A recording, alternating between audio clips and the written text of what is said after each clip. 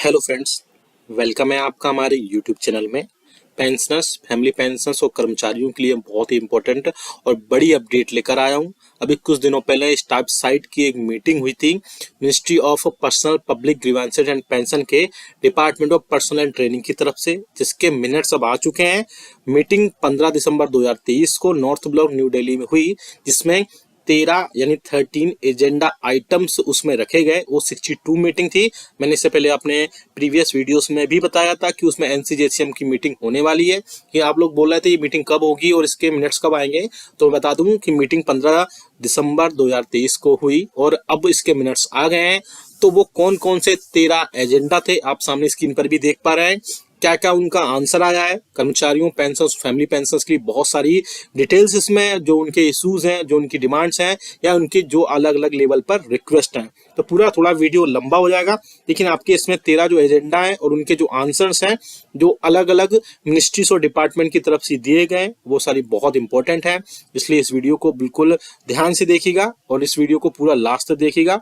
और एक चीज आपके लिए और बता दें, अगर आप चैनल पर पहली बार आए तो चैनल को जरूर सब्सक्राइब करिएगा। साथ ही साथ आप हमारी वीडियोस की लेटेस्ट नोटिफिकेशन के लिए घंटे के निशान को यानी कि बेल आइकन को प्रेस करना बिल्कुल मत भूलिएगा।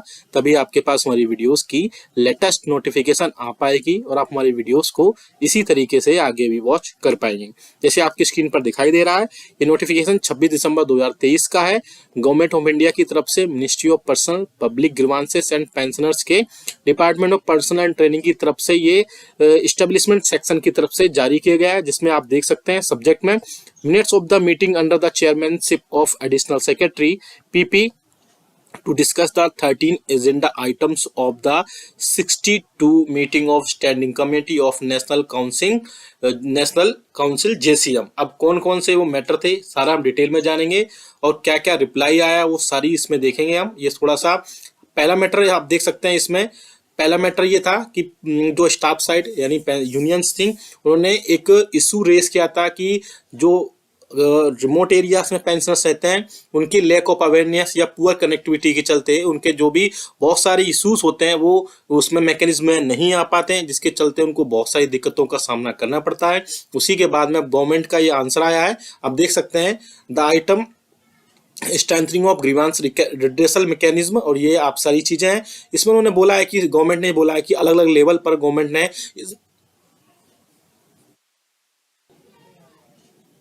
अलग अलग लेवल पर चीजें उसमें हाईलाइटेड की है, चाहे वो अलग अलग मिनिस्ट्रीज हो, चाहे वो डिपार्टमेंट हो, उनको चाहे वो एसएमएस के जरिए हो, चाहे फीडबैक के जरिए हो। पेंशनर्स के लिए बहुत सारी चीजें इसमें की गई हैं और आगे भी ऐसे करते रहेंगे। थोड़ा सा मैं डिटेल में बता देता हूँ। इसमें उन्होंने बोला है ही explained that a monitoring system for the progress of grievance disposal was in place. Regular interministerial meetings are held for progress monitoring.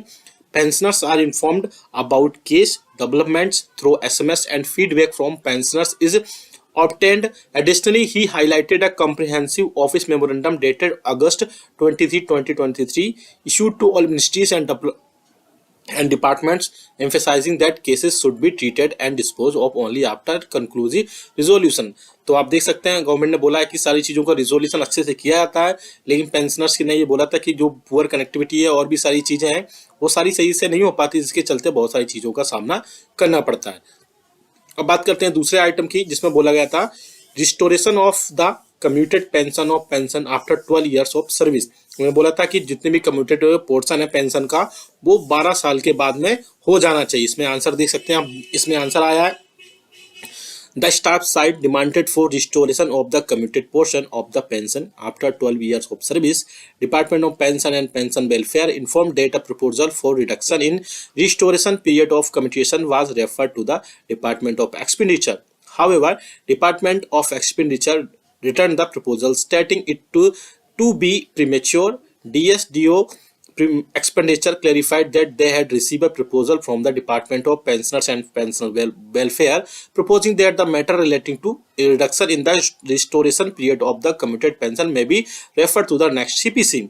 यानी कि जो पे कमीशन है उसका। As the CPC has not been constituted the proposal was written, it was decided that the department of pension and pension welfare may consider sending a fresh proposal to Department of Expenditure. If required, Department of Expenditure may convene a meeting with the staff side. यानी उन्होंने बोला है कि जो department of pension and pension welfare है, उन्होंने department of expenditure को, जो कि आपकी कमिटेड पोर्शन होता है पेंशन का, वो 12 साल की जगह 12 साल में करने को बोला था, और उसमें भी समय थोड़ा सा कम करने के लिए बोला है। अब आगे जो भी मैटर इसमें होगा, उन्होंने डिपार्टमेंट ऑफ एक्सपेंडिचर ने प्रपोजल को लिया है, और साथ ही साथ उन्होंने बोला है कि जो फ्रेश प्रपोजल है वो दिया जाए, उसमें और भी कई सारी चीजें ऐड करके, जिसके चलते उनको आगे उसमें प्रॉब्लम ना हो। नेक्स्ट पॉइंट देख सकते हैं आप, third point, payment of FMA to employees and pensioners of the national institute of Ayurveda and bring the employees of the institutes within the ambit of CSSMA rules ministry of Ayush.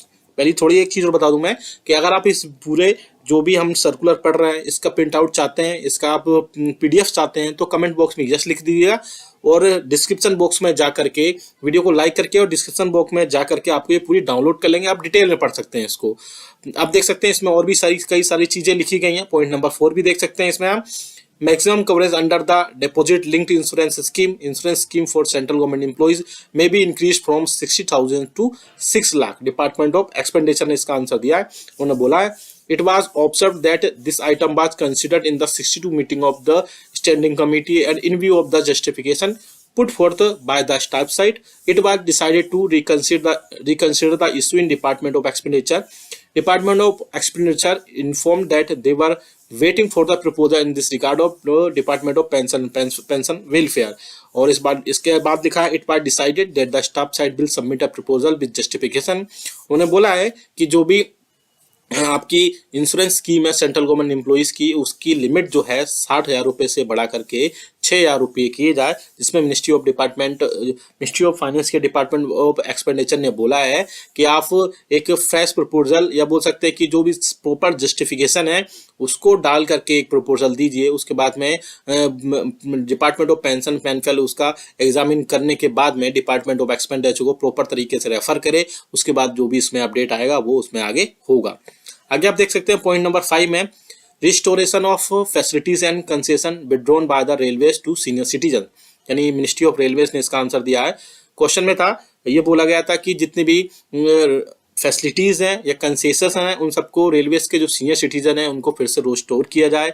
इसमें आप देख सकते हैं JD ministry of railways ने इसका answer दिया है, बोला है, inform that the government give subsidy of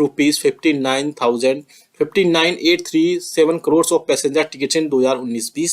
The amount to concession of 53% on an average to every person traveling via railways. The subsidy is continued to all passengers. Further concessions beyond this subsidy amount are continuing only for the categories of Divyangjans, students and patients. As present, there is no proposal to restore concession to senior citizens. In view of the position explained by the Ministry of Railways, it was decided to close the item। उन्होंने बोला है कि अभी government railway ने कई जो दिव्यांगजन है, स्टूडेंट्स है और पेशेंट है, उनके लिए अलग अलग टाइप के कंसेशंस दिए गए हैं, लेकिन अभी एट प्रेजेंट में ऐसा कोई भी प्रपोजल नहीं दिया गया है कि जो सीनियर सिटीजन्स हैं उनके जो कंसेशंस है उनको फिर से रिस्टोर किया जाए। अभी ऐसा कोई प्रपोजल गवर्नमेंट के पास में नहीं चल रहा है। नेक्स्ट की बात करें 6 की, pension to be exempt from the preview of income tax, ये डिपार्टमेंट रेवेन्यू CBDT को इसका आंसर देना था।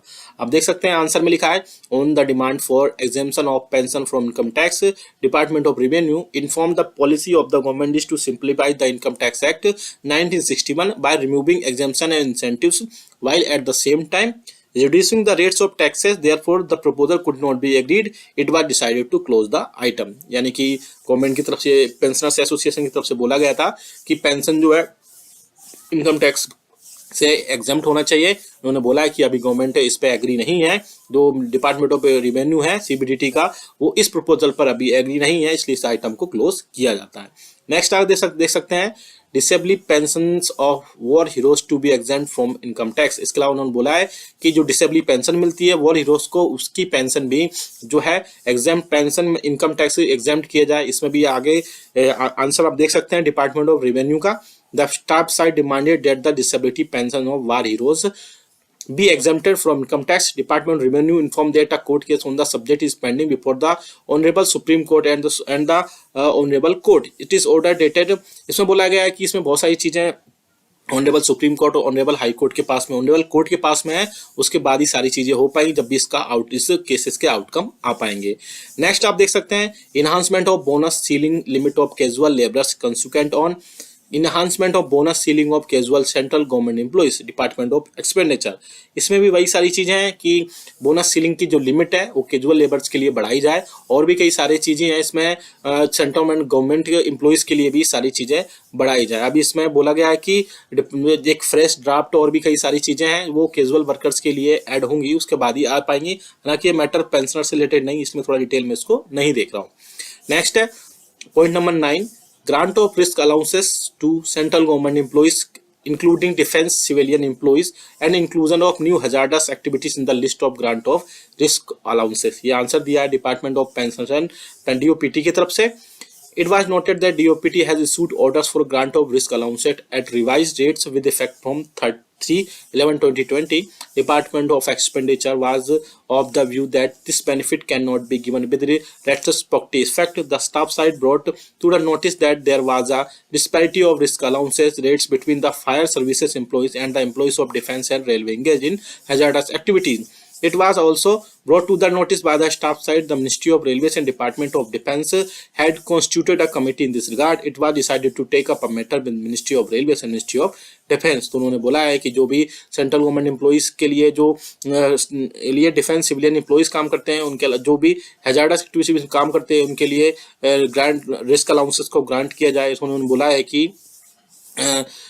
है कि अलग अलग it was also brought to the notice by the staff side that ministry of railways and department of defence जो है वो कमेटी कंस्टिट्यूट की गई इसके रिगार्डिंग। जल्द से जल्द इस पर भी कोई ना कोई फैसला जरूर लिया जाएगा। पॉइंट नंबर 10 है, आप देख सकते हैं MSCP to be made effective from 1/1/2006 in implementation of the जज of the supreme court, honourable supreme court. इसका आंसर भी डीओपीटी की तरफ से दिया गया है। नेक्स्ट आप देख सकते हैं पॉइंट नंबर 11, वो भी काफी इंपॉर्टेंट है, grant of 1 notional increment for those who retired on the superannuation of 30 June. DOPT ने इसका आंसर दिया है। इसमें भी कई सारी चीजें हैं और आप इसको देख सकते हैं। द स्टाफ साइड लगातार कर्मचारियों पेंशन के लिए सारी चीजें रखता रहा है और इसके अलावा भी इसमें सारी चीजें होंगी। पॉइंट नंबर 12 भी आप देख सकते हैं, applicability of the 7th CPC revision benefit those who retired on 31/12/2015। Next है to specify time frame from the completion of disciplinary cases in the case of pensioners, यानी जो भी पेंशनर्स के डिस्प्लिनरी केसेस हैं वो टाइम फ्रेम में हुए और सारी चीजें हों, इसके अलावा ये सारी चीजें इसमें निकाली गई हैं। आप देख सकते हैं सारी चीजें मैंने डिटेल में बताई हैं। इसके अलावा भी अगर आपको इसको डिटेल में चाहते हैं तो आप कमेंट बॉक्स में वीडियो को पहले लाइक करिएगा, कमेंट बॉक्स में